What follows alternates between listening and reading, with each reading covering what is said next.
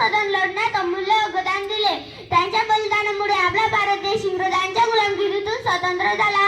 आपण भारताचे नागरिक या नात्याने आपल्या देशाचे स्वातंत्र्य अबाधित ठेवणे आपले कर्तव्य आहे. आपल्या देशाला थोर महापुरुष स्वातंत्र्य सेनानी लाभलेले आहे. त्यांचे बलिदान व्यर्थ न जाऊ देता त्यांच्यापासून प्रेरित होऊन आपण देशाच्या प्रगतीसाठी कार्य केले पाहिजे. आपापसातील वाद सोडून सर्व भारतीय एकत्र आले तर खऱ्या अर्थाने स्वातंत्र्य दिन साजरा होईल. शेवटी मी एवढेच सांगेल, या आपल्या प्राणप्रिय भारताच्या बुऱ्या मातीवर ना जातीसाठी लढले ना धर्मासाठी लढले. शूर भारतीय फक्त देशासाठी लढले. एवढे बोलून मी माझे 2 शब्द संपवते. जय हिंद, जय भारत.